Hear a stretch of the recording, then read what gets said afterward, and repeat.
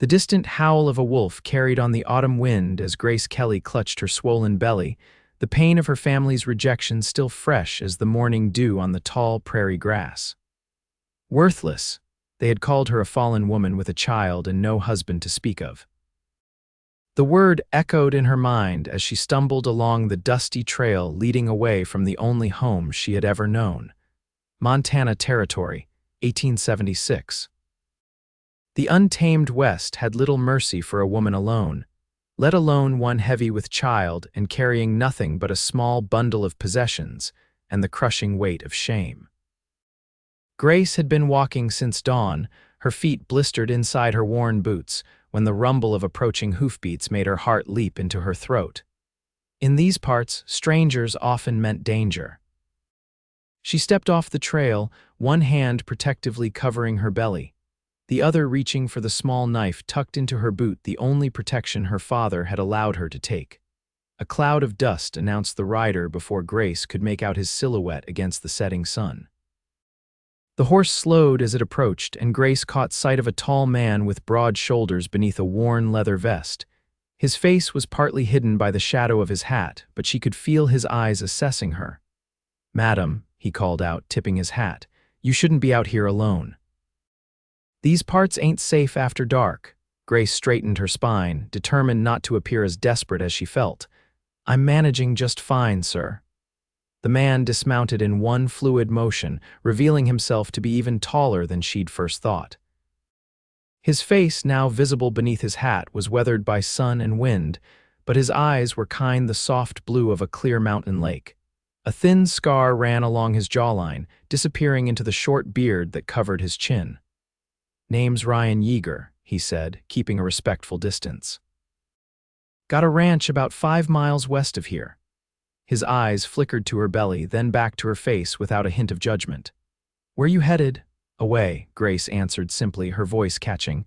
"Just away." Ryan nodded slowly, as if this was the most reasonable destination in the world. "Well, away is mighty far to walk in your condition, especially with night coming." A sharp pain cut through Grace's abdomen, forcing her to double over. Ryan was at her side in an instant, his strong hands gently supporting her elbows. "The baby," she gasped. "It's too soon." Concern flashed across Ryan's face. "My sister Martha's at the ranch. She's helped birth half the babies in the county." Without hesitation, he guided Grace toward his horse. "If you'll permit me, I'd like to take you there." Grace hesitated only a moment before another pain gripped her. She had no choice but to trust this stranger, this cowboy with kind eyes who hadn't yet asked why she was alone or whose child she carried. "Thank you," she whispered as he helped her onto his horse, then mounted behind her, one arm securely around her waist. "Hold on tight now," he said, his voice close to her ear as they set off at a brisk pace toward the setting sun.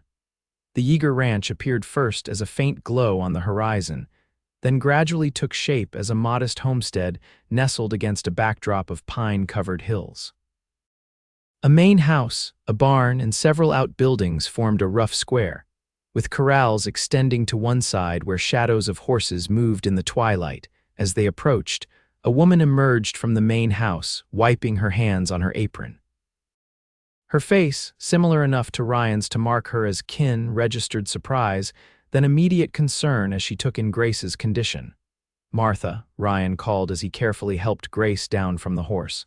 "This lady needs help. The baby's coming early." Martha Yeager didn't waste time with questions. "Bring her inside," she ordered, already turning back toward the house. "I'll heat water." The next hours passed in a blur of pain for Grace. She was vaguely aware of being settled in a clean bed, of Martha's capable hands examining her, of cool cloths on her forehead. Ryan's deep voice occasionally drifted through the closed door, his concern evident even through the wood. When the worst pain hit, Grace cried out for her mother, despite everything. Martha held her hand, whispering encouragement, never once asking about the absent father or the circumstances that had brought Grace to their doorstep. Just before dawn, Grace's daughter entered the world with a powerful cry that belied her small size. Martha cleaned the tiny girl, wrapped her in a soft blanket, and placed her in Grace's trembling arms. "She's beautiful," Martha said, smiling. A fighter, this one. Grace gazed down at her daughter's perfect face, overwhelmed by a love so fierce it made her chest ache. In that moment, all the shame and rejection fell away. How could anything so pure make her worthless? Does she have a name? Martha asked gently. Grace stroked her daughter's downy cheek. Hope, she whispered. Her name is Hope. Martha nodded approvingly. Rest now, you're both safe here. After Martha left, Grace heard murmured voices outside the door. Though she couldn't make out the words, the tone of Ryan's voice was unmistakably gentle. She wondered what Martha was telling him, what he thought of the stranger and her illegitimate child now resting under his roof. Grace drifted in and out of sleep as the sun climbed higher in the sky. Each time she woke, Hope was still there, sometimes sleeping peacefully, sometimes blinking up at her with unfocused eyes. Each time, Grace marveled anew at her daughter's perfect fingers and tiny rosebud mouth. A gentle knock at the door roused her from another half-sleep. Ryan entered, carrying a tray with a steaming bowl and a cup of coffee. His movements were careful, as if afraid to disturb the fragile peace of the room. Martha says you should eat something, he said, setting the tray on the bedside table. Builds your strength back up. Thank you, Grace said, suddenly aware of her disheveled appearance. For everything. I don't know what would have happened if no need to think on that, Ryan interrupted kindly. His eyes fell on Hope and his expression softened. She's mighty small. But strong, Grace added quickly. Ryan smiled. Like her mama, I'd wager. He hesitated, then added, Martha's gone to town for supplies. I'm right outside if you need anything. After he left, Grace ate the hearty stew and contemplated her situation. She couldn't impose on these kind strangers indefinitely, yet she had nowhere else to go. Her family had made their position clear the day her father had discovered her condition. No daughter of mine will bring such shame to this family, he had thundered, while her mother wept silently in the corner. You're dead to us now, worthless. Her brothers had averted their eyes as their father threw her few possessions into a bag and pushed her out the door.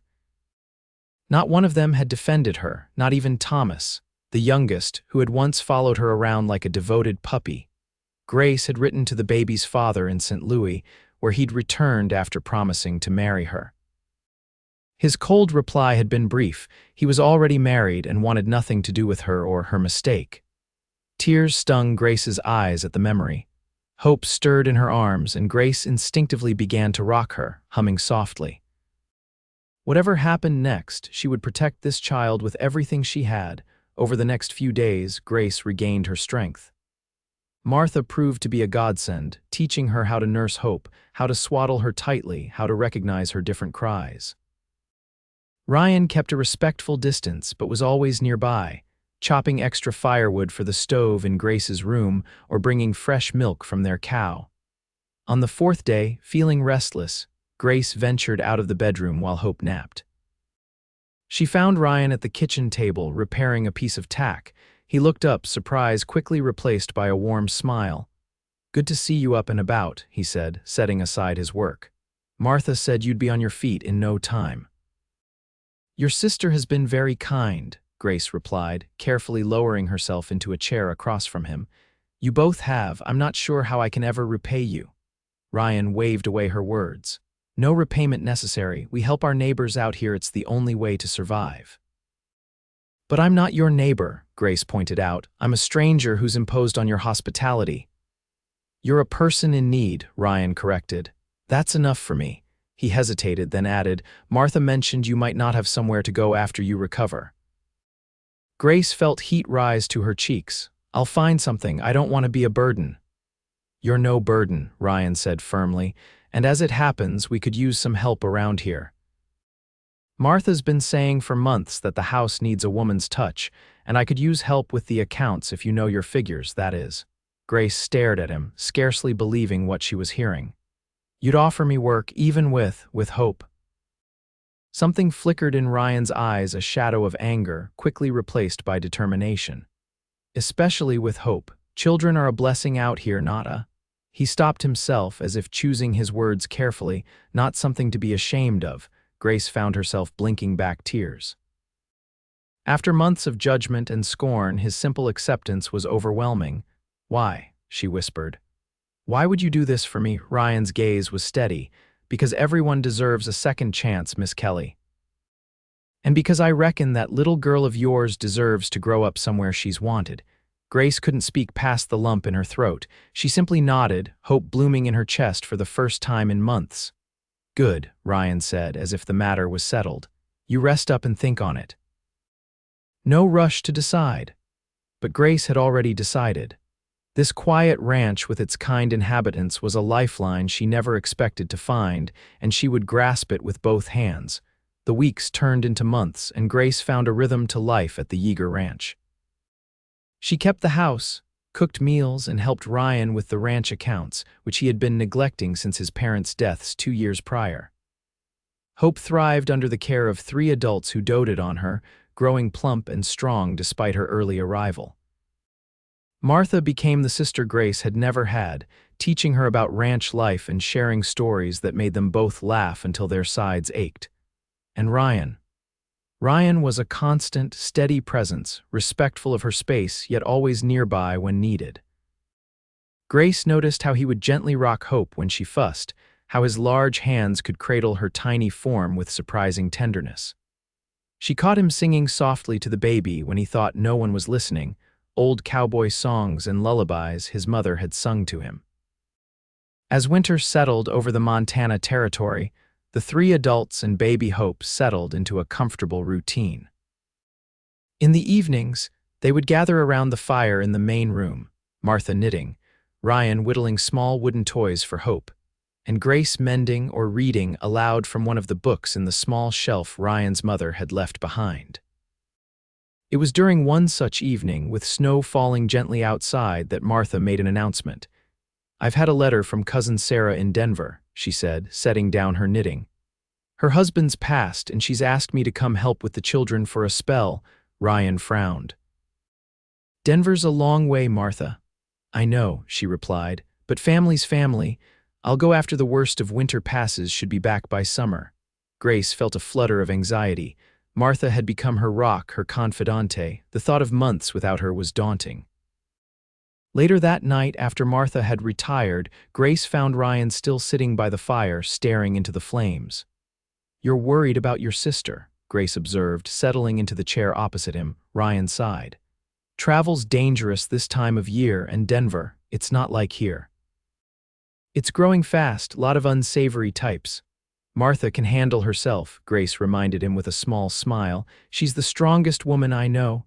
"Second strongest," Ryan corrected, his eyes meeting hers. The compliment warmed Grace more than the fire.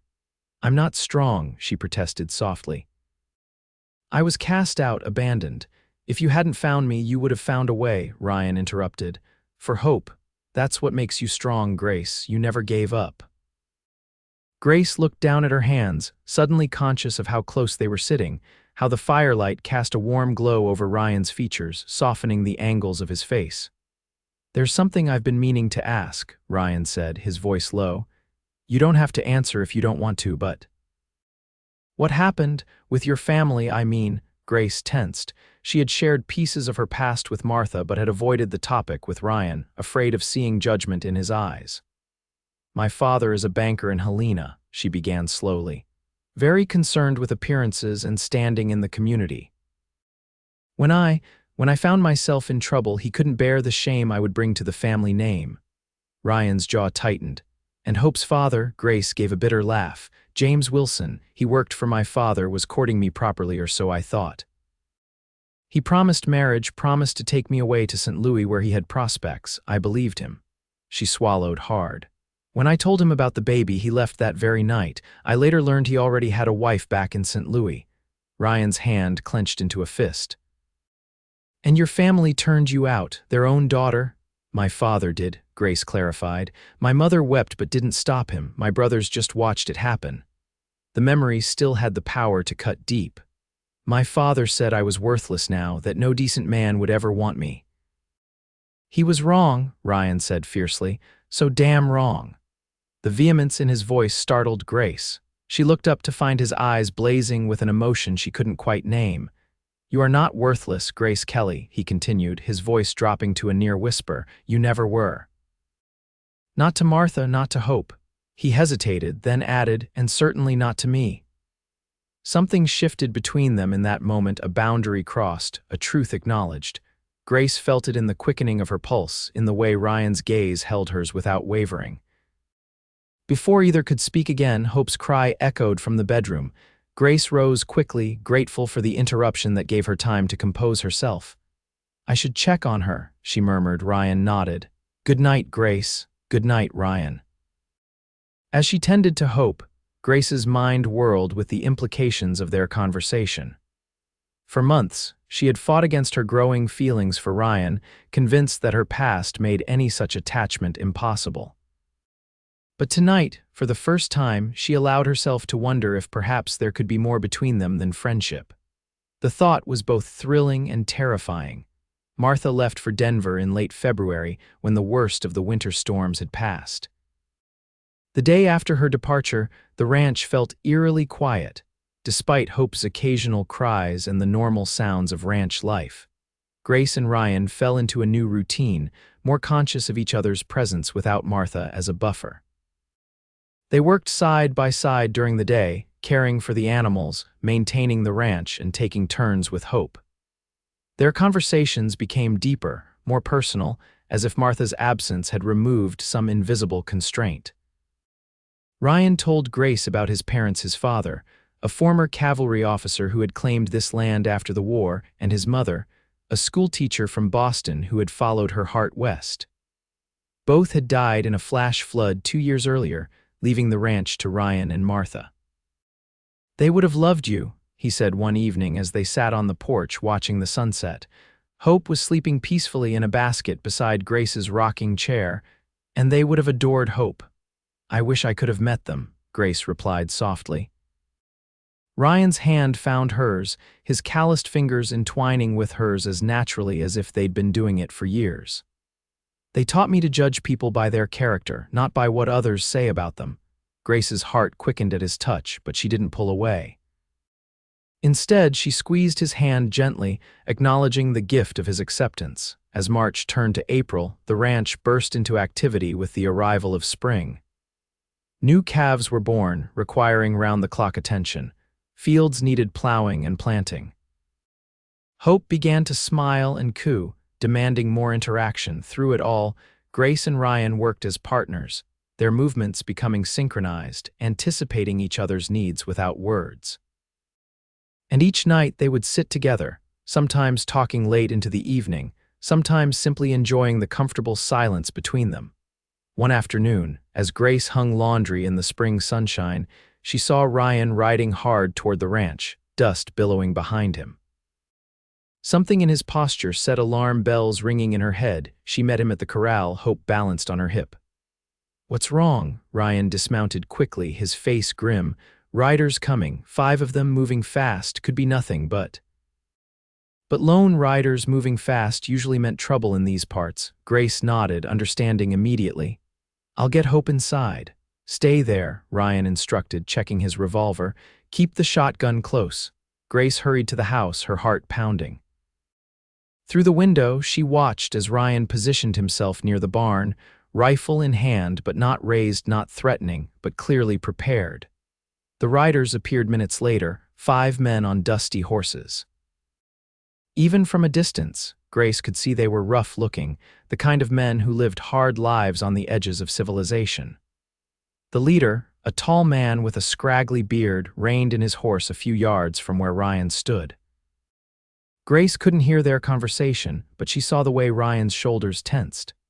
She reached for the shotgun Ryan kept above the door, her hands trembling slightly as she loaded it.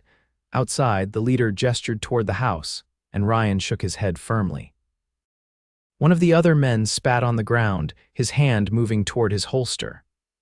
Ryan's rifle came up in a smooth motion that spoke of years of practice. For a tense moment, Grace thought violence would erupt in the yard. Then the leader raised his hand, stopping his companion. More words were exchanged before the riders slowly turned their horses and began to move away. Only when they were well down the road did Ryan lower his rifle and return to the house. Who were they? Grace asked as he stepped inside, his face still tight with tension. Hudson Gang, Ryan answered grimly. Been causing trouble up and down the territory, rustling cattle, robbing stagecoaches, sometimes worse. Grace clutched Hope closer. What did they want? Food, supposedly, but men like that always want more.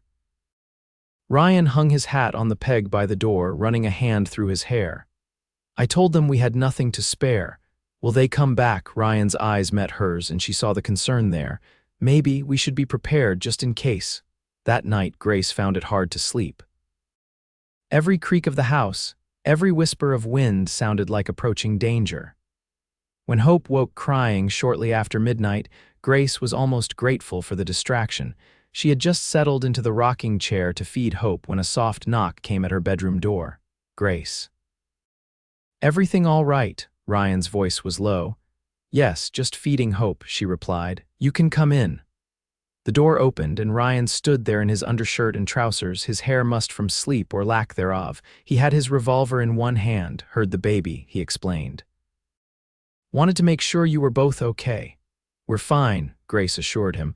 I couldn't sleep anyway. Ryan nodded, understanding in his eyes. Me neither.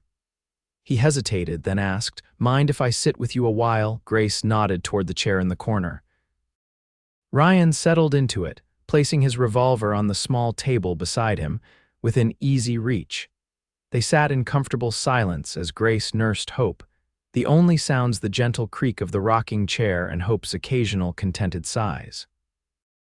I've been thinking, Ryan said finally, his voice barely above a whisper, about what those men might have done if they'd known you and Hope were here alone. Grace felt a chill despite the warm spring night. You think they would have? I don't know, Ryan admitted. But I don't like the risk. He leaned forward, elbows on his knees. Grace, I've been meaning to talk to you about something, and maybe this isn't the right time, but… He took a deep breath. I care about you, about both of you, more than I should, perhaps, as your employer.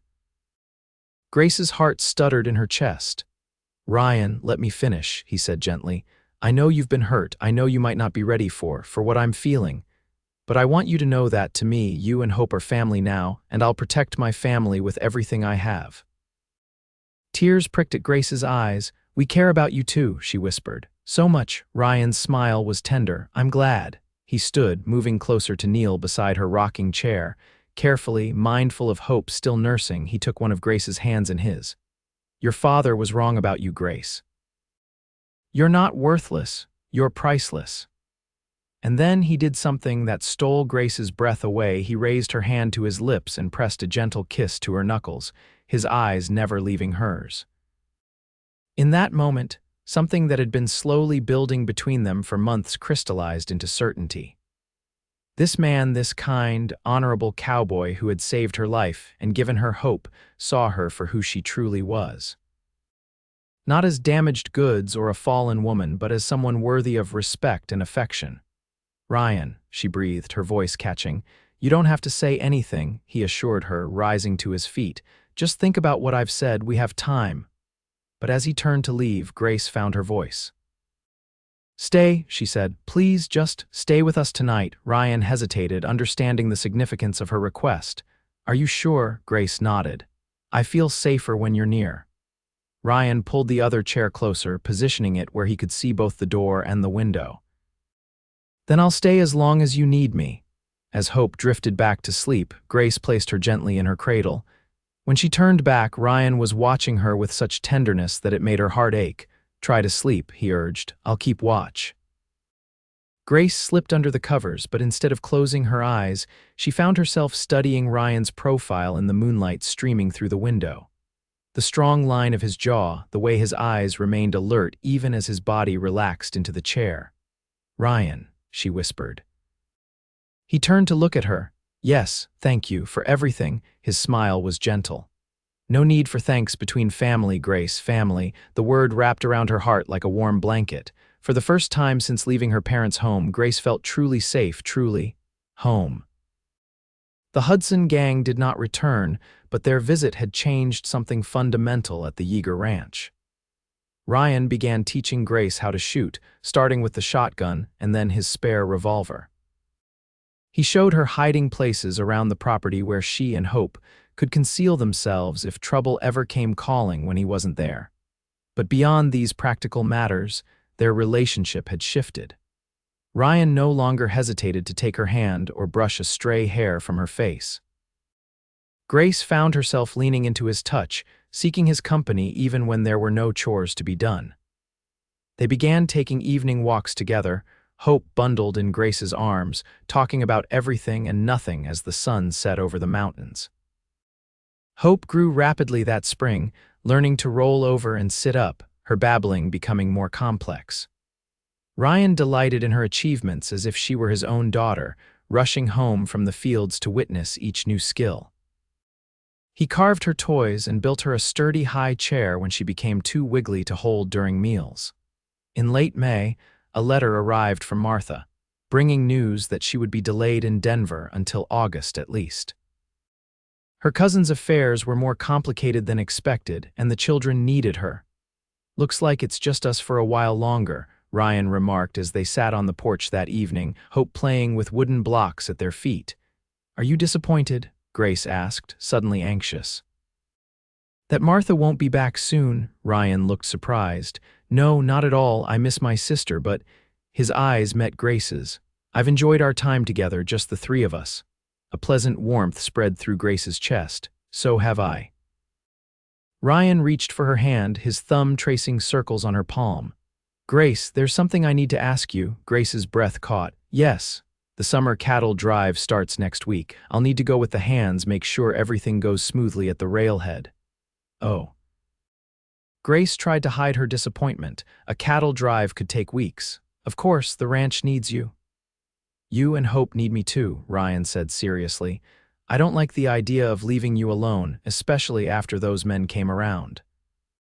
"We'll be fine," Grace assured him, though the thought of weeks without him made her heart sink. "I know how to use the shotgun now." Ryan shook his head. "That's not good enough." He hesitated, then added, "I was thinking, what if you and Hope came with me?" Grace blinked in surprise. "To the cattle drive, not the drive itself," Ryan clarified. "But to town. We could stay at the hotel there. It would be safer than you being out here alone, and—" His voice softened. "I'd get to see you both every evening when we stop for the night."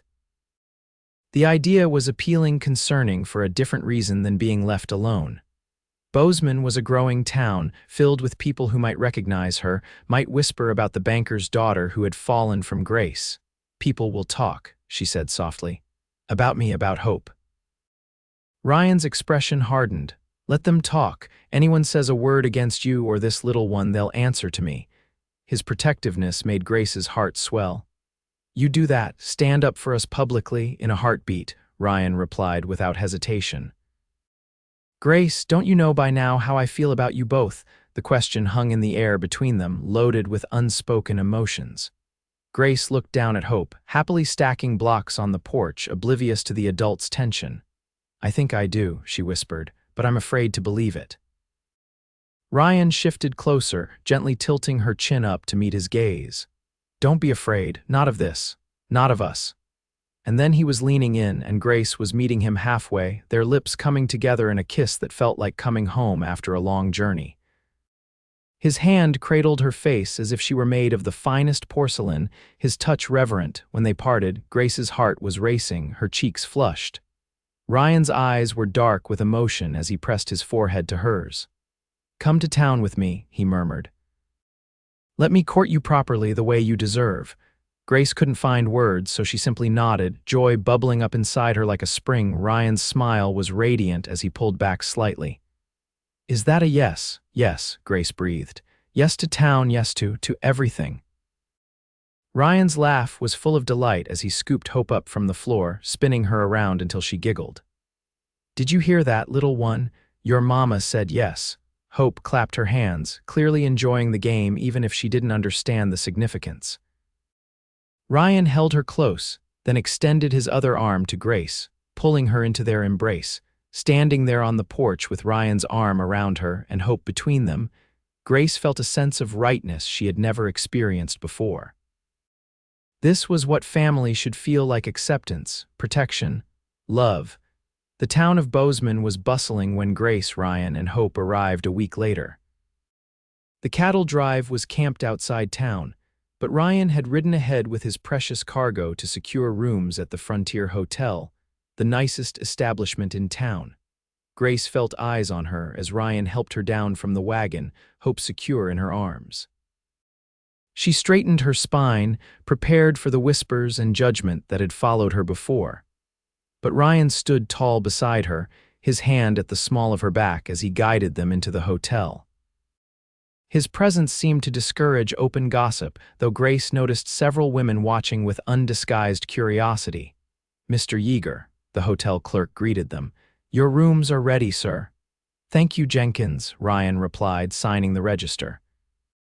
"Mrs. Kelly and her daughter will be in the room adjoining mine." The clerk's eyes flickered to Grace and Hope, then back to Ryan, but he said nothing beyond, "Very good, sir. Boy will bring up your bags." Their rooms were on the second floor, connected by a door that could be locked from either side. Ryan inspected both carefully before pronouncing them satisfactory. "I'll need to return to the herd," he said reluctantly, "but I'll be back for supper. Lock your door when I leave." After he had gone, Grace sat on the bed, Hope crawling beside her, and surveyed their temporary home. The room was finer than anything she'd stayed in since leaving her parents' house. Clean linens, polished furniture, a porcelain basin for washing. Hope babbled happily, fascinated by the new surroundings. Grace kissed her daughter's head, marveling at how much her life had changed in less than a year, from despair on a dusty road to this, Hope, Ryan, a future she was beginning to believe in. True to his word, Ryan returned at supper time, freshly shaved and wearing his best shirt. He escorted Grace and Hope to the hotel dining room, where they attracted curious glances but no open hostility. "The drive is going well," Ryan told her as they ate. "Should reach the railhead in 2 weeks if the weather holds." "And then?" Grace asked, helping Hope with a spoonful of mashed potatoes. Ryan's eyes held hers across the table. "And then we go home, all of us together." The certainty in his voice made Grace's heart flutter. "Together," she echoed. After dinner, they took a walk through town, Hope dozing in Grace's arms. Ryan pointed out buildings of interest, telling stories of Bozeman's early days that made Grace laugh. As they turned a corner near the town square, Grace froze. Across the street, emerging from the bank, was a familiar figure, her brother Thomas. "Grace," Ryan asked, concerned by her sudden stillness. "What's wrong, my brother?" she whispered, nodding toward the young man now descending the bank steps. "Thomas," Ryan's arm tightened around her waist. "Do you want to leave?" Grace hesitated. Part of her wanted to flee to avoid the inevitable pain of rejection. But another part, stronger now after months of Ryan's quiet support, wanted to stand her ground. Before she could decide, Thomas looked up and saw her. His steps faltered, his expression a mixture of shock and something else, relief. "Grace," Thomas called, hurrying across the street. "Is it really you?" Grace felt Ryan stiffen beside her, protective, but she laid a hand on his arm. "It's all right," she murmured, then turned to her brother. "Hello, Thomas." Thomas stopped a few feet away, his eyes taking in Hope, then Ryan, then back to Grace. "We thought Father said you'd gone east." "Father lied," Grace replied evenly. As he often does when the truth is inconvenient, Thomas had the grace to look ashamed. "I looked for you," he said quietly. "After you left, Mother's been sick with worry." "Not sick enough to stand up to Father," Grace pointed out, though without the bitterness she once might have felt. Thomas nodded, accepting the rebuke. "You're right." His eyes fell on Hope again. "Is this?" "My daughter," Grace confirmed. "Hope." She shifted slightly, including Ryan in the conversation. "And this is Ryan Yeager, my—" She hesitated, unsure how to define what Ryan was to her. "Her future husband," Ryan supplied firmly, extending his hand to Thomas. "If she'll have me." Grace's heart leaped at the declaration, even as Thomas's eyes widened in surprise. After a moment's hesitation, he shook Ryan's hand. "Thomas Kelly," he introduced himself. "Grace's brother." "I know who you are," Ryan replied, his tone carrying a hint of steel beneath the politeness. "I know what your family did." Thomas flinched. "It wasn't right," he admitted. "I knew it then, and I know it now." He looked at Grace imploringly. "I should have stopped him, Grace. I'm sorry." The apology, so long overdue, loosened something tight in Grace's chest. "Thank you for saying that, Thomas." An awkward silence fell, broken by Hope, who chose that moment to wake and babble a string of nonsense syllables. Thomas smiled despite himself. "She's beautiful, Grace." "Yes, she is," Grace agreed, pride evident in her voice. Thomas hesitated, then asked, Would you consider coming to see Mother? She's staying at the Madison house just down the street. Father's away on business." Grace exchanged a glance with Ryan, who gave a slight nod, leaving the decision to her. She took a deep breath, weighing her options. Her mother had not defended her, true, but neither had she been the one to cast Grace out. "All right," she decided. "Tomorrow, perhaps, in the afternoon." Relief flooded Thomas's face. "Yes, that would be perfect, 2 o'clock. I'll tell her to expect you." After arranging the details, they parted ways, Thomas heading back toward the bank, Grace and Ryan continuing their walk. "Are you sure about this?" Ryan asked gently once Thomas was out of earshot. Grace wasn't sure at all, but she nodded anyway. "I think I need to see her, for closure if nothing else." Ryan lifted her hand to his lips, pressing a kiss to her knuckles in the gesture that had become so dear to her. "Then I'll be right beside you."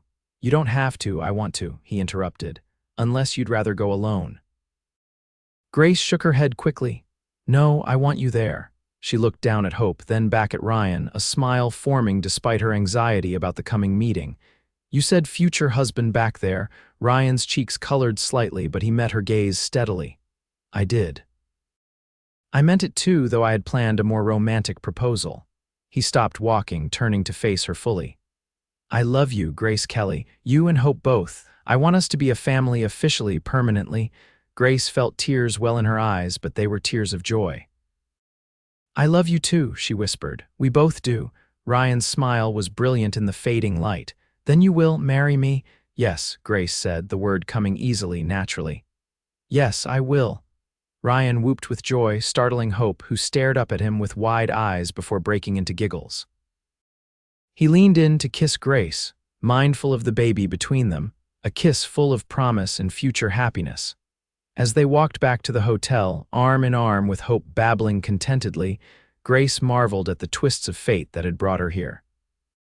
From the darkest moment of her life had come this unexpected joy, a man who saw her worth, a future full of possibility, and the daughter who had become her greatest blessing.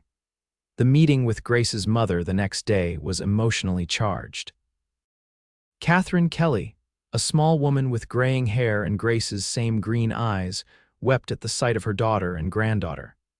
She alternated between apologies for her weakness in not standing up to her husband and joy at finding Grace safe and well. "Your father was wrong," she told Grace, Hope cradled in her arms. "So terribly wrong. I should have said something, should have stopped him." "Yes, you should have," Grace agreed, but without rancor. The months with Ryan had taught her that forgiveness was possible, even for deep wounds. "But that's in the past now." Catherine looked up at Ryan, who had remained a steady, supportive presence at Grace's side. "You've been caring for my daughter and granddaughter." "They've been caring for me just as much," Ryan replied honestly. "Your daughter is the strongest, most remarkable woman I've ever known, Mrs. Kelly. I'm honored that she's agreed to be my wife." Catherine's eyes widened. "You're to be married?" Grace nodded, unable to suppress her smile. "Yes, Mother, as soon as the cattle drive is finished." To Grace's surprise, her mother smiled through her tears. "Good, that's good." She hesitated, then added, "Your father, he doesn't need to know, not yet, but I want to be there, Grace, for your wedding, if you'll have me." Grace felt Ryan's hand squeeze hers gently in support. "I'd like that, Mother." Before they left, Catherine pressed a small velvet pouch into Grace's hand. "My mother's rings," she explained. "I always meant for you to have them. Now seems the right time." Grace opened the pouch to find a delicate gold band and a matching ring set with a small but perfect diamond. "Mother, I can't." "Yes, you can," Catherine insisted. "They should go to a marriage built on love." Her eyes flickered to Ryan, approval evident in her gaze. "Real love, not social convenience." The implication about her own marriage hung in the air, but Catherine didn't elaborate. Instead, she kissed Hope's forehead, then Grace's cheek. "I'll find a way to be there, just send word of the date." As they walked back to the hotel, Grace felt lighter, as if a burden she hadn't fully acknowledged had been lifted from her shoulders. Ryan seemed to sense her mood, content to walk in companionable silence, his arm around her waist. That night, after Hope was asleep in her makeshift crib, Grace showed Ryan the rings. "They're beautiful," he said, holding the diamond ring up to the lamplight, "but not as beautiful as the woman who'll wear them." Grace blushed at the compliment. "My mother surprised me today," she admitted. "I didn't expect her to be so accepting." "People can surprise you," Ryan replied, setting the rings carefully on the bedside table. "Sometimes for the worse, but sometimes for the better." "Like you," Grace said softly. "You surprised me from the beginning." "A stranger who didn't judge, who only wanted to help." Ryan smiled, drawing her close. "Not entirely selfless, as it turned out. I started falling in love with you that first day, though I didn't recognize it then." "When did you know?" Grace asked, curious. Ryan considered the question. "I think it was the first time I saw you with Hope after she was born. The look on your face, so fierce, so protective, so full of love despite everything you'd been through." He brushed a strand of hair from her face. "That's when I knew you were extraordinary." Grace leaned into his touch. "For me, it was when you kissed my hands and called me priceless," she confessed. "No one had ever made me feel so valued." Ryan's expression darkened slightly. "Your father has much to answer for," he said. "The way he treated you is in the past," Grace interrupted gently. "I have you now. And hope, and a future I never thought possible." Ryan's smile returned, tender and full of promise. "A future we'll build together day by day." The rest of their time in Bozeman passed quickly. Ryan divided his days between the cattle drive and town, where he proudly escorted Grace and Hope through shops and streets. If people gossiped about the unmarried mother and her cowboy beau, they did so quietly, out of respect for Ryan's standing in the community or perhaps fear of his obvious protectiveness. Catherine visited them several times, growing more comfortable with Hope and bringing small gifts, a silver rattle that had been Grace's, tiny dresses she had sewn in secret. She never mentioned her husband, and Grace didn't ask. When it was time to return to the ranch, Grace found herself eager to be home. The town had been an adventure, but the ranch had become her sanctuary, the place where she had found herself again after being lost. Martha returned from Denver in early September, full of stories about her time away but clearly happy to be home. She embraced Grace warmly, exclaiming over how much Hope had grown, then turned to her brother with knowing eyes. Finally worked up the courage to ask her, "Did you?" She teased, nodding toward the ring now adorning Grace's finger. Ryan laughed, pulling Grace close to his side. "Took me long enough, according to you." "According to anyone with eyes," Martha corrected, grinning. "I knew from Christmas the way you looked at her." Grace blushed but didn't pull away from Ryan's embrace. "We're thinking of an October wedding," she told Martha. "Small, just family and a few friends." "Perfect," Martha approved, "though you'll need a proper dress. Can't have my future sister-in-law getting married in everyday calico." The wedding preparations became a joyful focus for the ranch over the next few weeks. Martha and Grace worked on her dress, adapting one of Martha's mother's gowns with careful stitches and loving attention. Ryan and his ranch hands built a new addition to the house, a proper bedroom for the soon-to-be-married couple, with a smaller connecting room for Hope. Catherine arrived 3 days before the wedding, bringing more gifts and, surprisingly, Thomas. Their father, they explained, believed they were visiting friends in Helena. "He doesn't deserve to know," Thomas said firmly when Grace expressed concern about deceiving him. "Not after what he did." The wedding day dawned clear and crisp, the aspens in the nearby hills a blaze of gold against the blue October sky. Grace stood before the small mirror in her room, hardly recognizing the woman who gazed back at her. The dress was simple but elegant, ivory satin with lace at the collar and cuffs. Martha had arranged Grace's hair in a coronet of braids, intertwined with late-blooming wildflowers. Hope, now crawling and beginning to pull herself up on furniture, wore a miniature version of Grace's dress, though hers was likely to be stained before the ceremony even began. A knock at the door preceded Martha, who entered with a smile that turned to tears when she saw Grace. "Oh," she breathed. "You look beautiful. Don't cry," Grace pleaded. "If you cry, I'll start and then we'll never get through this." Martha laughed, wiping at her eyes. "Can't help it." "My brother's so happy, Grace, happier than I've ever seen him." A lump formed in Grace's throat. "So am I," she whispered. "I never thought I could be this happy again." Martha hugged her carefully, mindful of the dress. "It's time," she said. "Everyone's waiting." The ceremony took place in the ranch's main room, transformed by wildflowers and ribbons into a place of celebration. Thomas stood as Grace's witness, Martha as Ryan's. Catherine held Hope, who watched the proceedings with solemn interest, occasionally reaching for the flowers in her grandmother's hair. The local minister, a kind man who had known Ryan's parents, performed the simple service. When he asked who gave this woman in marriage, Thomas stepped forward, his voice steady as he said, "Her family does." Ryan's face, as Grace joined him before the minister, was a study in wonder and joy. He took her hands in his touch gentle yet sure, as the minister led them through their vows. "I, Ryan James Yeager, take thee, Grace Elizabeth Kelly, to be my lawfully wedded wife." Grace's voice trembled slightly as she repeated her own vows, but her heart was steady, certain. When the time came for the ring, Ryan slipped the gold band onto her finger to join the engagement ring, then raised her hand to his lips in the gesture that had come to mean so much to them both. "I now pronounce you man and wife," the minister declared. "What God has joined together, let no man put asunder." Ryan kissed her then, a kiss that promised a lifetime of love and protection, of partnership and passion. When they turned to face their small gathering of witnesses, Grace felt a sense of completion she had never known before. She was a wife. Ryan was her husband, and Hope had a father who would love and cherish her as his own. The celebration continued into the evening with food and music and laughter. Ryan's ranch hands had prepared a feast, and someone produced a fiddle for dancing. Grace found herself passed from partner to partner Ryan Thomas, even some of the more gallant ranch hands, until her cheeks were flushed and her feet ached pleasantly. As the night deepened, Catherine approached her with a sleeping Hope in her arms. "We should put this little one to bed," she suggested. "She's had quite a day."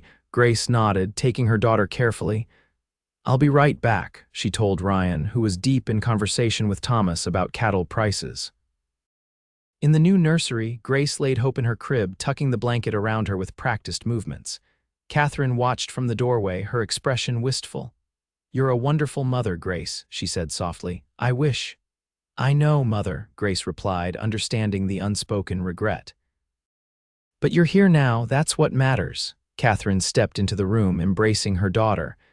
"I'm so proud of you," she whispered. "So proud of the woman you've become, of the life you've made for yourself and Hope." Grace returned the embrace, allowing herself to accept the maternal love she had missed for so many months.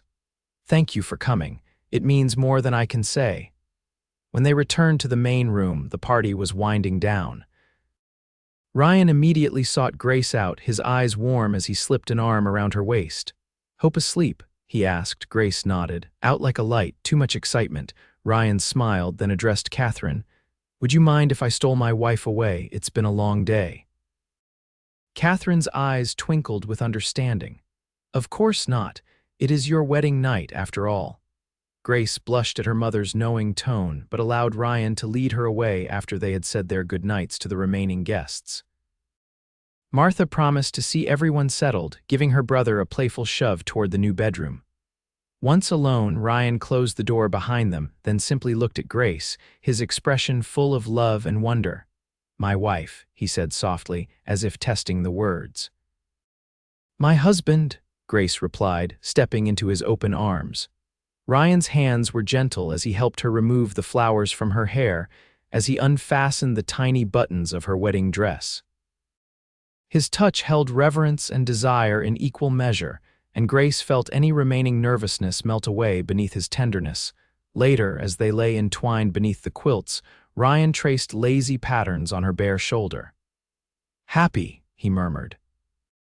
Grace raised herself on one elbow to look at him, her heart full to bursting with contentment and love. "Happier than I ever imagined possible," she answered truthfully. You've given me so much, Ryan, a home, a family, a future. Ryan shook his head slightly.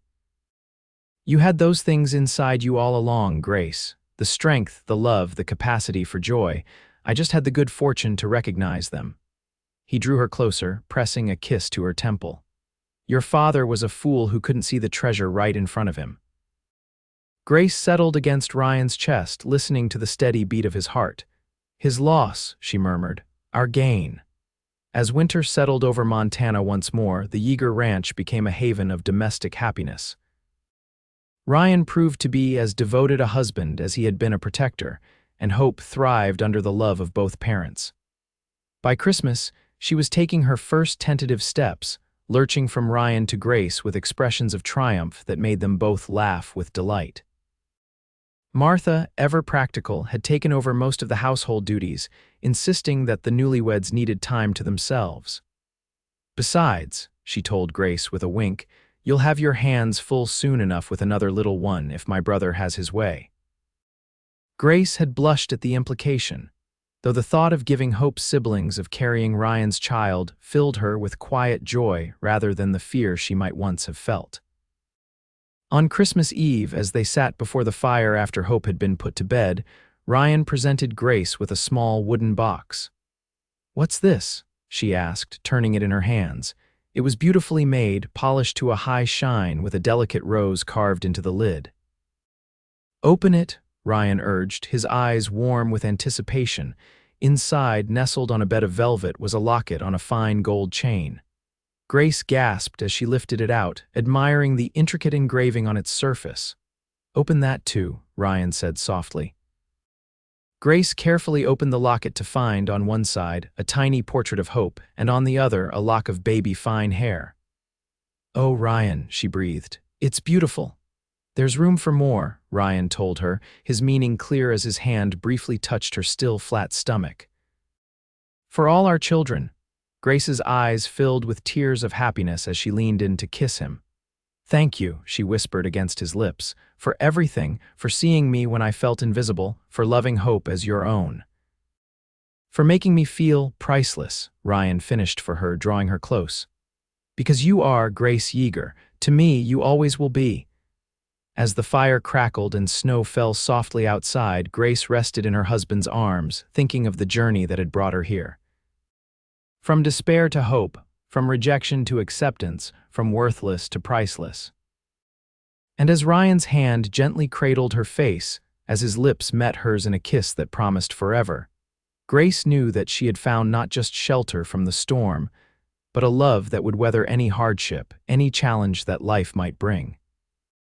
A love as vast and enduring as the Montana sky above them, as steadfast as the mountains on the horizon, as real and precious as the child sleeping peacefully in the next room, their daughter, their hope, the beginning of their family story. Spring came early to Montana the following year, bringing with it new life in more ways than one. The ranch's fields turned green almost overnight, calves frolicked in the pastures, and Grace's belly swelled with the child she and Ryan had created together. Hope, now a toddler full of curiosity and mischief, patted her mother's growing stomach with gentle hands, babbling questions that Grace answered as if they made perfect sense. "Yes, sweetheart, the baby is growing. Just like you're growing, soon you'll have a little brother or sister to play with." Ryan watched these exchanges with undisguised adoration, often joining them to place his own large hand over Grace's rounded abdomen, marveling at the occasional kicks and movements he felt. "Strong, like its mama," he would say, pressing a kiss to Grace's temple. Letters arrived regularly from Catherine, who had gradually begun asserting herself more with her husband. She wrote of plans to visit when the new baby arrived, with or without her husband's approval. Thomas, too, sent occasional notes, sharing news of his recent engagement to a young woman from a neighboring town. One mild April afternoon, as Grace sat on the porch shelling peas with Hope helping beside her, a wagon appeared on the road leading to the ranch. She squinted against the sun, trying to make out the driver. "Ryan," she called toward the barn where her husband was repairing tack. "Someone's coming." Ryan emerged, shading his eyes with one hand. As the wagon drew closer, his posture stiffened. "Stay here," he told Grace, his voice suddenly tight. "Take Hope inside."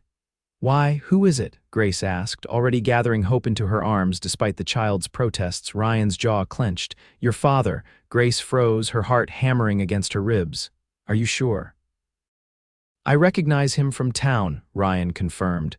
"Go inside, Grace, I'll handle this." But Grace shook her head, setting Hope down on her feet. "No, we'll face him together." She took Hope's hand firmly in hers. "He can't hurt us anymore." Ryan looked like he wanted to argue, but the wagon was already pulling into the yard. He moved to stand beside Grace and Hope, his presence solid and reassuring. George Kelly was much as Grace remembered, tall, imposing, his beard now more gray than brown, his eyes cold as they surveyed the scene before him. He climbed down from the wagon with the stiffness of a man who had been traveling for days. "Father," Grace acknowledged, her voice steadier than she felt. "This is unexpected." George's gaze moved from Grace to Hope, then to Ryan, then back to Grace, lingering on her pregnant belly. Something flickered in his eyes, regret, anger, it was impossible to tell. "Your mother told me where to find you," he said finally. "She's been visiting you in secret." "Yes," Grace confirmed, seeing no point in denials. "She wanted to know her granddaughter." George's mouth tightened. "She should have told me. Would you have let her come?" Ryan asked, his tone deceptively mild. George's eyes narrowed as they focused on Ryan. "You must be the cowboy who took advantage of my daughter's situation." Ryan's laugh held no humor. "Is that what you think happened, that I took advantage?" He shook his head. "No, sir. I recognized what you couldn't, that your daughter is the strongest, most remarkable woman I've ever known. That the child you rejected is a blessing, not a burden." "You know nothing about it," George snapped. "About family honor, about—" "I know that you threw your pregnant daughter out like garbage," Ryan interrupted, his voice dangerously low. "That you called her worthless, that you would have let her die on the road rather than face the scandal of an unmarried mother in your house." George flinched as if struck. "I did what I thought was right." "No," Grace said, finding her voice at last. "You did what was easy, what protected your reputation, not your daughter." She lifted her chin. "Why are you here, Father, after all this time?" George seemed to deflate slightly, his shoulders sagging. "Your mother, she gave me an ultimatum, said if I didn't come see you, see that you were well, she would leave me." Grace blinked in surprise. Her mother, who had never stood up to her husband in all the years of their marriage, had finally found her courage. "And so you came." "I came," George agreed. His eyes fell on Hope again, who was watching him with solemn curiosity. "Is this her?" "This is Hope," Grace confirmed. "Your granddaughter." George stood awkwardly, clearly unsure how to proceed. Hope, sensing the tension, pressed closer to Grace's skirts. She looks like you did. At that age," George said stiffly. "Would you like to meet her properly?" Grace asked, surprising herself with the offer. George hesitated, then nodded once, sharply. Grace knelt beside Hope, mindful of her pregnant belly. "Hope, this is your grandfather," she said gently. "Can you say hello?" Hope, ever the independent spirit, regarded George with suspicion before offering a tentative, "Lo." A ghost of a smile touched George's stern mouth. "Hello," he replied, his voice softer than Grace had heard it in years. Ryan, who had been watching the exchange with wary eyes, finally spoke. "You should come inside, Mr. Kelly. It's a long ride back to town and you look tired." Grace shot her husband a grateful look. Whatever his personal feelings about her father, Ryan was offering hospitality, the code of the West that put aside differences when a traveler needed shelter. George seemed surprised by the offer but nodded again. "Thank you." The afternoon that followed was strained but not hostile. Martha, returning from a neighbor's farm, took one look at the situation and immediately set about preparing a substantial meal, her practical nature asserting itself in the face of family drama. Over supper, George spoke little but observed much. Grace could feel his eyes on her as she interacted with Ryan, as she tended to Hope, as she moved comfortably through the home she had made with her husband. After the meal, as Martha cleared the table and Ryan took Hope outside to see the new kittens in the barn, Grace found herself alone with her father for the first time since that terrible day when he had cast her out. You seem settled, George said finally, breaking the uncomfortable silence. I am, Grace replied. More than settled, I'm happy, Father. George nodded slowly. Your mother said as much. He hesitated, then added, she said this man, your husband, treats you well. Ryan is a good man, Grace said firmly, the best I've ever known. He loves me and he loves Hope as if she were his own blood. And the ranch, it's prosperous? Grace almost laughed at the question, so typical of her father to concern himself with material success. Yes, Father, the ranch does well. Ryan is respected in the community. She laid a hand on her belly. Our children will want for nothing that matters. George's eyes followed the movement. When is the baby due? July, Grace answered. Mother plans to visit then. I see. George was silent for a long moment, then said abruptly, I was wrong. Grace stared at him, scarcely believing her ears. What did you say? I was wrong, he repeated, the words clearly difficult for him. About you, about the child, about Hope. He looked down at his hands, clasped tightly on the table. I was afraid of the scandal, of what people would say. I let that fear override everything else. Grace felt tears prick at her eyes but blinked them back. Yes, you did. I can't undo what I did, George continued. I don't expect your forgiveness, but your mother, she wants to be part of your life, part of the children's lives. He met Grace's gaze directly. I won't stand in her way anymore. It wasn't an apology, not really. But from a man like George Kelly, it was perhaps as close as she would ever get. Grace nodded slowly. Thank you for that, at least. George rose from the table. I should go. It's a long ride back to town. You could stay the night, Grace offered, surprising herself again. Leave in the morning. George shook his head. No, I've imposed enough. He hesitated, then added awkwardly, the next time your mother visits, perhaps I might come with her to see. To see the new baby. Grace felt a complicated mixture of emotions, residual anger, faint hope, cautious optimism. Perhaps, she agreed, we'll see. As George prepared to leave, Ryan returned with Hope, who was chattering excitedly about the kittens. George watched the child for a moment, then reached into his pocket and withdrew a small, wrapped package. For the girl, he said, holding it out stiffly. If that's acceptable? Ryan looked to Grace, who nodded. He took the package and knelt beside Hope. Look, sweetheart. Your grandfather has brought you a gift. Hope, easily won over by the prospect of a present, approached more willingly this time. With Ryan's help, she unwrapped the package to reveal a small silver bracelet sized for a child's wrist. It was your mother's, George explained to Grace. When she was small, the gesture, unexpected and laden with meaning, brought fresh tears to Grace's eyes. Thank you, she said softly. That's very thoughtful. George nodded once more, then turned to go. At the door, he paused. Looking back at the tableau they made Grace with her rounded belly, Ryan with Hope in his arms, the three of them a family unit complete in themselves yet willing, perhaps, to expand their circle to include others. You've done well for yourself, Grace, he said, and for once there was no criticism in his tone, only a grudging respect. Better than I imagined possible. After he had gone, Ryan wrapped his free arm around Grace, pulling her close against his side. Are you all right? He murmured against her hair. Grace considered the question, taking stock of her emotions. Yes, she decided. I think I am. She looked up at her husband, at the love and concern in his eyes. He didn't apologize, not really, but he admitted he was wrong. That's something I never thought I'd hear. People can change, Ryan said, echoing words he had spoken to her long ago. Sometimes it just takes longer for some than others. Grace smiled, leaning into his strength. You're very wise, husband. Ryan laughed softly. Not wise. Just fortunate enough to recognize a priceless treasure when I found one. That night, as they lay in bed, Grace nestled against Ryan's side, his hand resting protectively over their unborn child. She thought about the journey that had brought her here. The pain and rejection that had seemed like the end of her world had actually been the beginning of something far better than she could have imagined. What are you thinking about? Ryan asked, his voice drowsy in the darkness. About how sometimes the worst moments of our lives can lead us to the best, Grace replied. If my father hadn't cast me out, I would never have met you, never had this life, this happiness. Ryan pulled her closer. Then I suppose I owe him a debt of gratitude, though I'm not inclined to tell him so.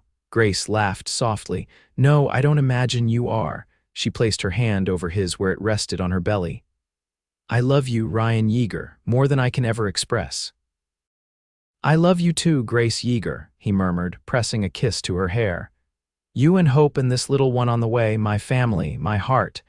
As Grace drifted toward sleep, she felt a profound sense of peace. Whatever the future held, more children, the cautious rebuilding of relationships with her parents, the normal challenges of ranch life, she would face it with Ryan beside her, with love as their foundation, from worthless to priceless, from rejection to acceptance, from despair to hope. Her journey had come full circle, and the road ahead, while not without its difficulties, promised far more joy than sorrow. In Ryan's arms, in the home they had created together, Grace had found not just shelter but belonging, not just survival but flourishing. And in the end, wasn't that the greatest adventure of all?